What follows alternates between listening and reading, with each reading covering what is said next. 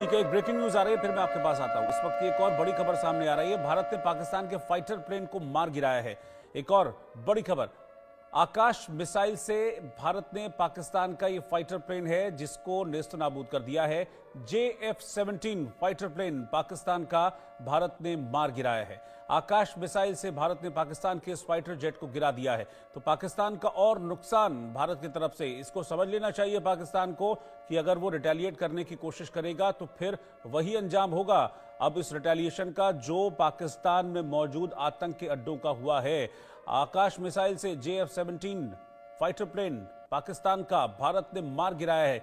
यानी कि इसको समझिए कि पाकिस्तान रिटेलिएशन की कोशिश कर रहा है, लेकिन इस रिटेलिएशन का जवाब उसको वैसे ही मिलेगा जैसे आतंक के इन अड्डों को तबाह करके भारत ने दिया है। जैसे आतंक के अड्डे नेस्तनाबूद हुए हैं, पाकिस्तान के हर रिटेलिएशन को, हर भारत की तरफ उठते हुए कदम को वहीं रोक दिया जाएगा, वहीं काट दिया जाएगा। ये भारत की तरफ से जवाब दिया जा रहा है। मेजर मोहम्मद अली शाह, रिटेलिएशन की कोशिश कर रहा है पाकिस्तान, लेकिन रिपोर्ट्स ये कहती हैं कि पाकिस्तान अगर डायरेक्टली युद्ध में इन्वॉल्व होता है तो 4 दिन से ज्यादा का खाद्य पानी उसके पास है नहीं, फिर घुटनों पे आ जाएगा।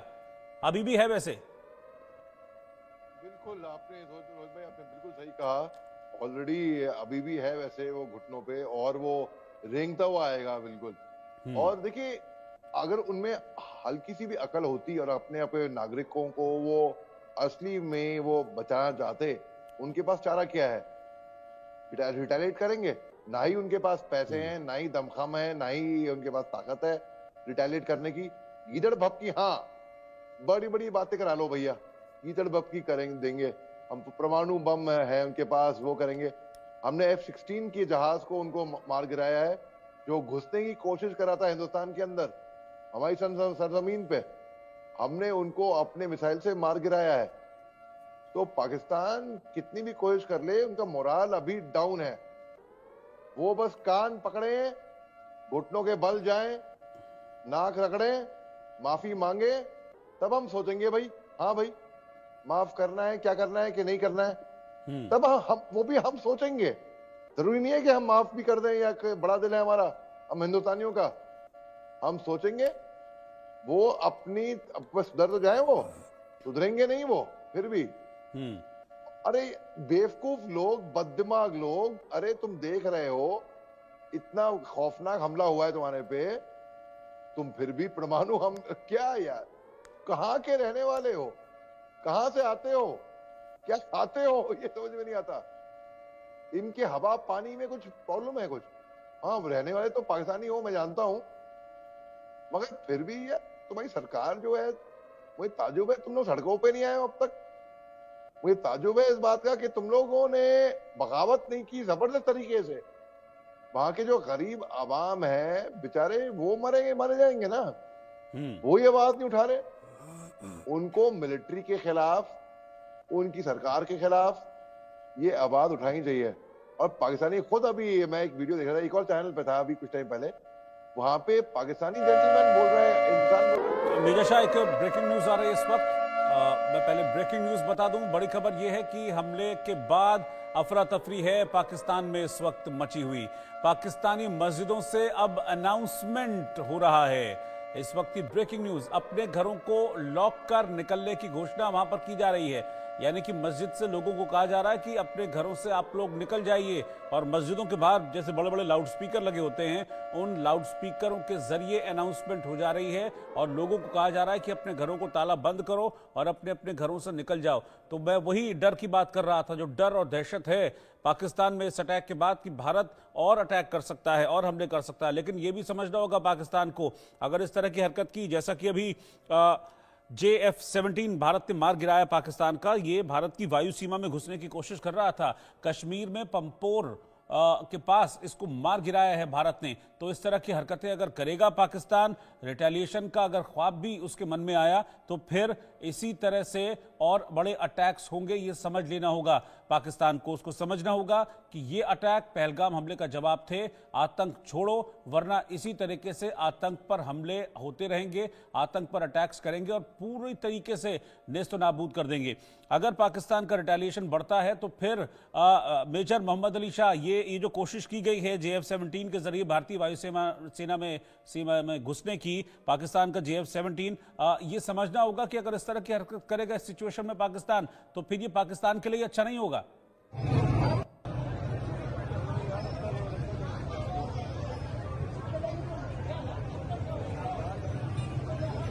अपने ही सैनिकों को मरवाएंगे। इनको यहाँ पे ह्यूमन लाइफ इज चीप, इनको परवाह नहीं है। इनके जो सिपाही हैं, इनके सैनिक हैं, वो कैसे इनको मारे हैं। इनका जहाज हमने मार गिराया, इनके टारगेट्स को घर के अंदर घुस के नष्ट किया, इनके टेररिस्ट लॉन्च पैड्स को। और एक पाकिस्तानी जेंटलमैन था, उसका वो वीडियो में देखा था, वो कह रहा था कि मौलाना मसूद अजहर के मदरसे में 4 मिसाइल तो हिट हुए हैं, कंफर्म है ये इनपुट, ये इंफॉर्मेशन। वो उसके एक अलग चैनल पे था, मैं कुछ टाइम पहले वो बता रहा था ये बात। तो इस तरीके से वहां पे जा रहे हैं मोटरसाइकिल पे लोग, ये देखिए ये वीडियो की बात कर रहा था मैं, ये जा रहे हैं वीडियो पे मोटरसाइकिल पे, एक और ब्रेकिंग न्यूज है इस वक्त। भारत की स्ट्राइक के बाद पाकिस्तान में इस वक्त जबरदस्त खौफ का माहौल है। लाहौर हवाई अड्डे को बंद कर दिया गया है भारत की इस स्ट्राइक के बाद। तो डर और दहशत क्या है? सियालकोट के एयरपोर्ट, उसे भी बंद कर दिया गया है। सियालकोट आप समझ लीजिए बिल्कुल भारत के जो बॉर्डर है उसके बिल्कुल बहुत पास है सियालकोट, वहां भी अब हवाई अड्डे को बंद कर दिया गया है। तो लाहौर और सियालकोट के 2 हवाई अड्डे हैं जिन्हें बंद किया गया है भारत की एयर स्ट्राइक के बाद। तो भारत ने जो एयर स्ट्राइक की है, जो आतंकी अड्डों पर अटैक किया है, उसके बाद से पाकिस्तान में इस वक्त खौफ का माहौल है और अब खुद को बचाने में जो है वो पाकिस्तानी जुटे हुए हैं। एक और ब्रेकिंग न्यूज इस वक्त सामने आ रही है। घरेलू उड़ानों पर भी असर पड़ा है भारत की एयर स्ट्राइक की वजह से पाकिस्तान में।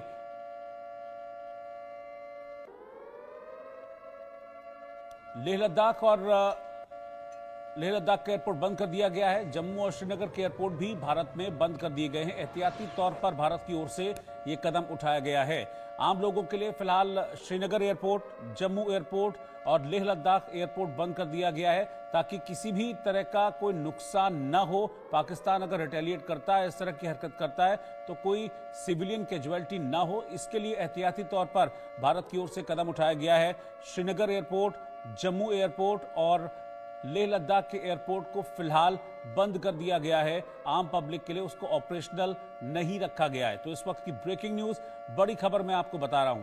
तो पाकिस्तान में इस वक्त खौफ चल रहा है भारत का इस एयर स्ट्राइक के बाद से। आतंकी अड्डों की तबाही हुई है, तो वहां पर आप समझ लीजिए कि रोना चल रहा है पाकिस्तान में और दहशत में है इस वक्त आतंकी। और भारत में इस स्ट्राइक के बाद जो बदला मांगा जा रहा था और ये कहा जा रहा था कि पहलगाम का बदला लेना बहुत जरूरी है, तो भारत ने वो इमोशन लोगों का उसको पूरा किया और पूरी तैयारी के साथ आतंक के 9 ठिकानों को तबाह किया है।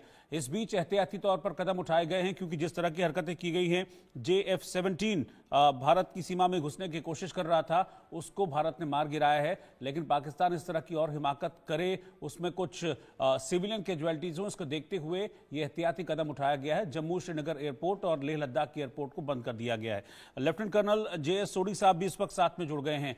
सोडी साहब, हम लगातार बात कर रहे थे और आप कह रहे थे कि हमला होगा, भारत की तरफ से रिटेलिएशन होगा और बड़ा रिटेलिएशन होगा, और ऐसा ही हुआ है। 80 आतंकी मारे गए हैं अब तक, जैसी खबर मिल रही है भारत की एयर स्ट्राइक में। जय हिंद जी, ये मेरा सौभाग्य कि मैं आपके न्यूज चैनल में और विख्यात को पैनलिस्ट के साथ हूं। सबसे पहले मैं भारत सरकार और भारत सशस्त्र बल, सेना, नौसेना, वायुसेना को नमन और सलाम मेरा, जो इन्होंने इस प्रिसिशन के साथ खून का बदला खून लिया है। 142 करोड़ भारतीय नागरिक, जिसमें मैं और आप शामिल हैं, हमारा खून खोल रहा था दोपहर 22 अप्रैल 2:30 बजे से, जब से ये पहलगाम आतंकवादी हमला हुआ था। और हम सबको सिर्फ खून का बदला खून चाहिए था, उससे कम नहीं चाहिए था। भारत सरकार ने, सेना, वायुसेना, नौसेना ने एक ऐसा बढ़िया काम किया है कि अब भारत नागरिकों को शांति मिलेगी।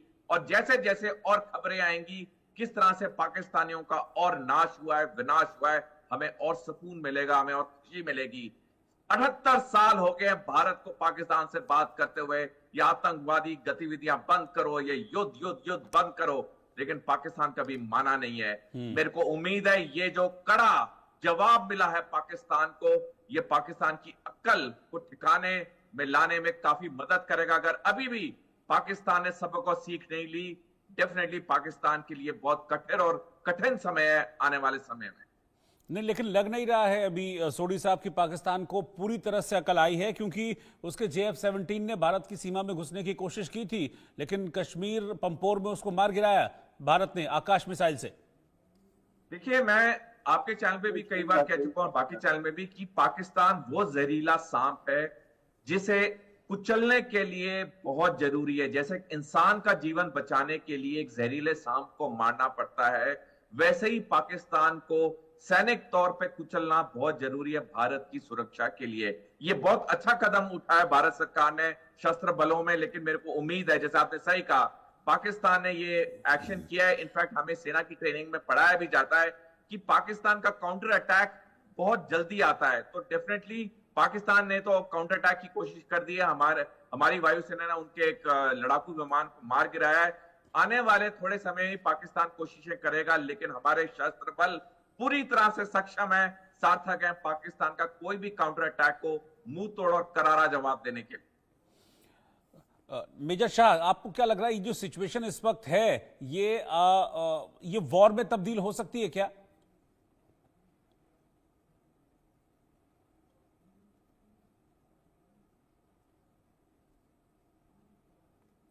मेजर शाह, आप सुन पा रहे हैं मुझे?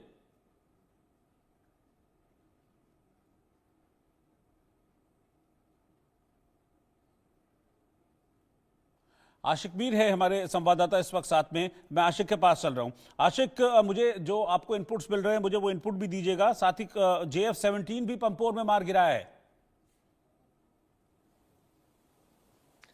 देखिए, बिल्कुल रोहित, जिस तरह से JF-17 जो है वो भारतीय हुदूद क्रॉस कर चुका था और उसे जो है पामपोर में मार गिराया गया है, और फिलहाल जिस तरह की स्थिति LOC एरियाज में बनी हुई है, लगातार पाकिस्तान की तरफ से जो है आर्टिलरी फायर हो रहा है, और इस आर्टिलरी फायर के चलते आम लोगों में काफी ज्यादा डर और खौफ जो है वो फैला हुआ है।